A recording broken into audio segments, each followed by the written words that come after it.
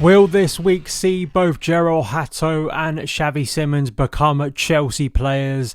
That is what we're going to be talking about in today's show, along with effectively a transfer roundup of stuff that's happened at Chelsea over the weekend and today. Some interesting pieces by Matt Law, updates from David Ornstein and others, and general stuff like Joao Felix. We've got to cover that. Mike Penders to Motko Correa, and kind of everything else in between, as just kind of, as I say, a transfer update show for you guys here on Monday as we get closer day by day to the return of Chelsea in the Premier League. I'm Daniel Charles. Thank you so much for clicking on the show. If you're watching on YouTube, for hitting play, if you're listening on the podcast providers, whether that be Apple, Spotify, wherever else, really am appreciative of that, as we have passed on YouTube specifically 38k subs. Another massive landmark. I want to say a massive thank you for all of the new subs who've joined over the past month, who've been enjoying the content, followed around the Club World Cup time,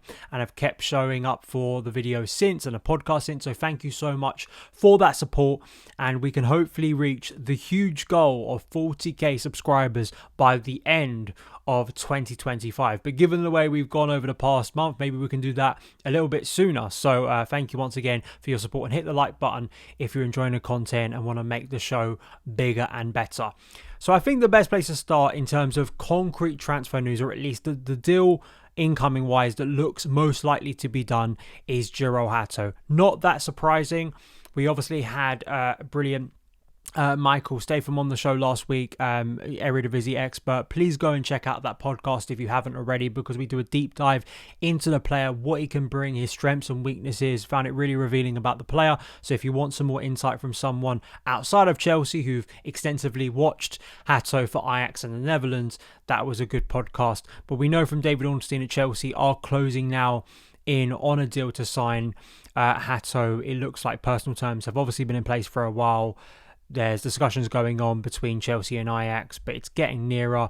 Even Matt Law is suggesting that they're hoping a deal can be done for under £40 million. Obviously in euros, it's probably going to be over that with all the add-ons included, but I don't think that's a bad deal, and I do think it is very important for Chelsea, as we've kept stating. And I think Matt Law very rightly illuminates why this deal is so important. Arguably, it's one of the biggest deals and most important deals structurally for Chelsea's squad of the summer. Because when you look at the number of minutes Chelsea players played last year, including the Club World Cup, Motko Correa is top of the list. Minutes played over 4,344 minutes. That's 54 games played in total. Number 2 is Moises Caicedo. Number 3 is Cole Palmer. And Enzo Fernandez is number 4 there. So those are all the players who've played 4,000 and over minutes. And then below that, you've got Levi Colwill, Pedro Neto, Tosin, Malo Gusto, Noni Madueke, and Nicholas Jackson.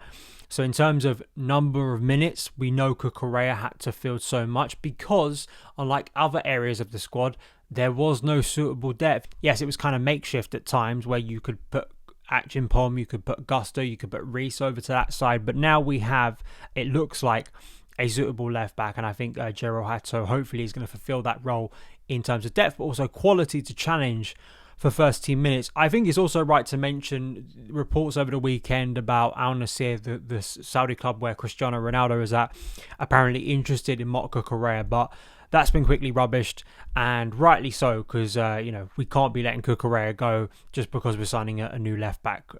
Just because, of course, Correa has been so brilliant for Chelsea over the past year, but also because then you've got a depth problem where surely then you have to go out in the market again and sign another left back. So hopefully that puts to bed any rumours of Correa going, and Chelsea now have sorted out one of those kind of key but slightly hidden areas of the squad this summer that needed rectifying.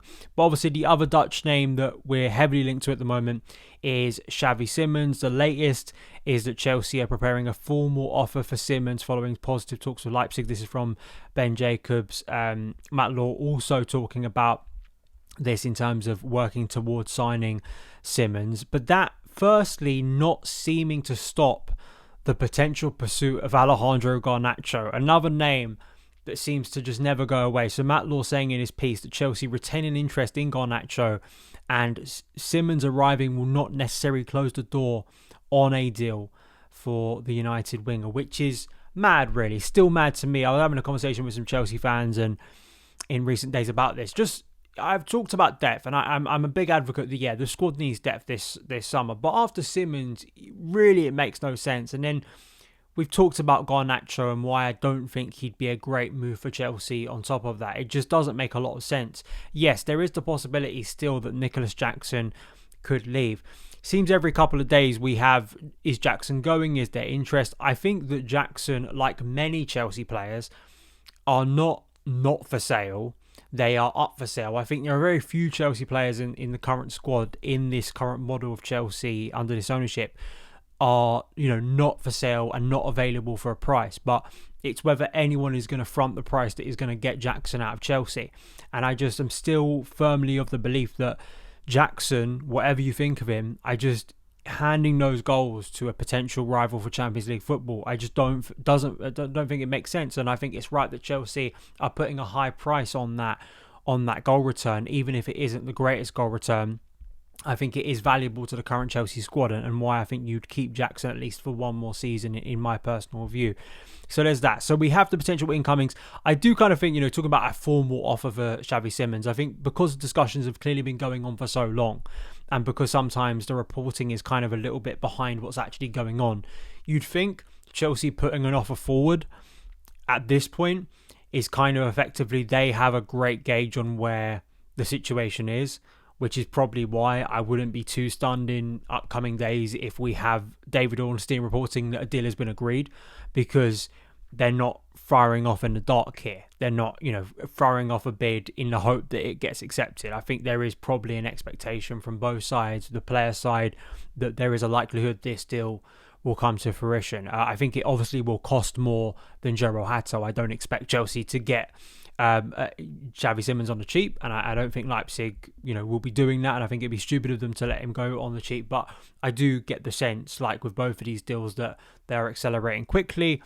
and it feels positive. It feels more positive than negative. You feel like both of these deals have made really positive steps over the past week, and that's good to see from Chelsea, because you always want these deals to be done as quickly as possible, and get them involved with the squad, and especially hopefully be in place to play those 2 pre-season friendlies, where hopefully the bulk of the minutes are taken up by new faces rather than the players, as we just spoke about with Cucurella, who had to play so many minutes last season. So those two, very happy about that. Let's talk, before we wrap up today's show, about Joao Felix. Incredible story, really. I think it's incredible, really, that Chelsea have been able to get this fee, this money for Joao Felix. And let's rubbish, as per usual, as was the case a couple of years ago, with Chelsea selling players to Saudi and it suddenly becoming a problem. Apparently it's a question mark. Apparently it's something that needs to be investigated, as is usually the case with Chelsea, despite the fact of this coming up 2 years ago, Gary Neville coming out of a load of conspiracy theories and it being quickly rubbished. Nothing came of it, because quite clearly, as is obvious if you take literally 2 minutes to look at how Saudi clubs have spent in the market, Chelsea are not the only Premier League club to have sold their players to Saudi Arabia. And also, as I think CFC Daily rightly pointed out when we were talking about that Cucurella deal and that Cucurella interest from Al Nassr, why would it, if Chelsea were gaining something from Saudi, why would they want clubs coming in for their best players? Surely that's not something that they'd be trying to facilitate themselves. It logically just doesn't add up. It never has added up. But listen, it's something that, as Chelsea fans, I think we understand that there is a double standard at times where, I think there are some people, and usually they're rival fans, which you expect. But it's worse when I see kind of respected people in the media trying to come up with this stuff that leads to nothing. Is that, there are good clubs and there are bad clubs. In their eyes, good guys and bad guys. And even if those 2 clubs are doing kind of the same things, are trading in similar ways, are spending a similar amount of money, are spending exorbitant amounts, it only is a problem with one club rather than the other. So that has always been the case. But I think Chelsea don't deserve credit in the sense that Joao Felix should have never been re-signed for Chelsea. He was a terrible deal to begin with. It was one that I sat here 12 months ago and told you would be a failure, and it was a failure. And it's not in the case of I'm celebrating, because Joao Felix should have never been at Chelsea. We saw enough in his loan spell. I find it utterly bizarre, the story of Joao Felix as a player. I think in some ways he's a great example of the fallacy of the transfer market, like how flawed the economy of it is, really, because any logic behind looking at him and his performance level, objectively his performance level since he left Benfica with all that hype in 2019, would suggest he should be nowhere near the money he's still going for. Nowhere near the money and the interest from a certain level of club that he is still going for, which, is utterly puzzling. It really is. I mean, it's a case of probably a good agent, powerful agents to help you, and great branding. I can't think of anything else, because Joao Felix on the pitch has been pretty close to a failure for a long period of time now. But the fact that Chelsea made that error last summer, which, to be honest, they have in some ways been able to get away with, but the credit is to get 55 million, I think it's euros, which is, again, I think an astonishing fee for a player who's produced such little for a long period of time, and will be moving to Al Nassr, has moved to Al Nassr. And I think obviously great deal from a Chelsea point of view. And again, we come back to why are Chelsea able to spend for Xavi Simons, able to spend for Jorrel Hato, able to keep spending. It's because Chelsea are selling well. They continue to sell well. They've sold quite well this summer. I've listed the names before, but you add Joao Felix onto that. Raheem Sterling, there is chatter of Napoli, there are chatter of other clubs. I mean, if they can get that deal done, I don't expect a similar big fee, but there are deals that still need to be done, but those are the most challenging deals, because it's always easy to sell a player where, like a Noni, right, who, whatever you think of him, was always going to have good interest because he played well for Chelsea last season. He's a young player with a lot more potential to grow at a Premier League and international level, so he's going to gain more interest. And also, as a first teamer, it's not part of your bomb squad. It's not someone to the outside world, it's obvious, has no future at the club, which is where Joao Felix and Raheem Sterling sit. And to get the money they did for Felix is great. It should probably just end the story of Joao Felix kind of as a serious European footballer in terms of like being anywhere close to what people for years have tried to claim he is. But there is this perception thing that still seems to go, where people, I think, look at Joao Felix in kind of this bizarre kind of alternative reality, in my opinion. But luckily he's not playing for Chelsea anymore, and Chelsea have got a good fee for him, which is great business. The only other thing is Mike Penders officially now joining Strasbourg on loan. I'm really happy for Mike Penders that he's going to get first team football. He's basically taking up the Jorge Petrovic role this year. I hope it doesn't turn out the same way, where we end up selling him in favour of Robert Sanchez. Let's hope that isn't the case in 12 to 18 months' time. But I was adamant about this, and I think it's just common sense. Mike Penders as a goalkeeper, as a young goalkeeper that the club clearly feel has a bright future, that I think many people feel has a bright future, could not remain as a rotational option. It just doesn't work with goalkeepers. It doesn't work. It's a bottleneck. It's a guaranteed bottleneck. I don't care if people thought he would have got League Cup minutes, FA Cup minutes. It's not enough minutes. He needs, as a goalkeeper, to be playing top level, decent level football, which is what Jorge Petrovic got last year. I think what he'll get under a really, really bright coach in Liam Rossinha. And hopefully for Strasbourg's case, he's a great signing for them that can keep them towards the top of Liga after a really positive 24-25. So I think all round it's a really good deal. It's just that development of Penders that's going to be interesting, because if Chelsea do not sign a new goalkeeper, I do wonder if Penders is going to be 2026. He's going to actually be accelerated forward to Chelsea a lot quicker than maybe we expect, because I think if Chelsea had signed a new goalkeeper a la Mike Maignan, I know there's chatter this week about Gianluigi Donnarumma. I didn't want to make a big deal of it because it's not really concrete links, and also I just can't see Chelsea breaking their wage structure for Donnarumma. I've seen some interesting conversations about whether Donnarumma is even better than Robert Sanchez. That's not exactly my opinion, but some people have that view. But financially, I just can't see Chelsea doing it.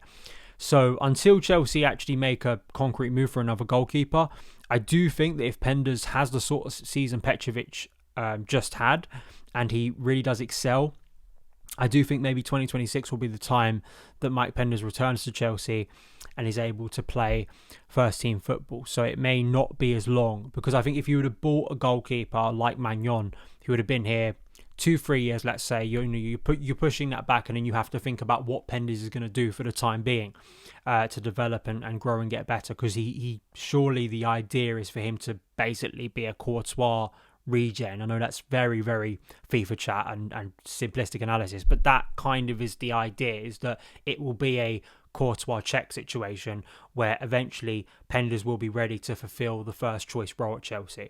Do you think that will happen? Are you happy with this loan? Let me know just generally what you think about the current Chelsea transfer situation. I mean, I think all round it's looking positive. I think we're making the right signings. The Garnacho one is the looming threat. If that becomes more serious, I think we're going to have a very serious conversation about him as a player, because from what it seems like, the reason his name is not going away has to be taken seriously. It has to be taken with a level of severity that he remains a serious candidate. And the longer Garnacho doesn't move anywhere else, Chelsea will remain, I think, a target for him, because he's been a target at Chelsea. He's been a name linked to Chelsea for such a long period of time. So those are my thoughts today. Obviously, we'll be covering whatever goes on at Chelsea in the rest of the week. And I've got a really good guest coming on the show tomorrow to speak about the tactical perspective of Enzo Maresca and looking ahead to the new season. So I'm very excited to share that. It's a guest that I've wanted to get on the show for a long period of time. So excited to have that guest on. So hopefully you will enjoy that. Enjoy the rest of the content. Follow across the social at SonOfChelsea. Have a great rest of your day wherever you are watching or listening to this. And I will see you again very, very soon. All the best.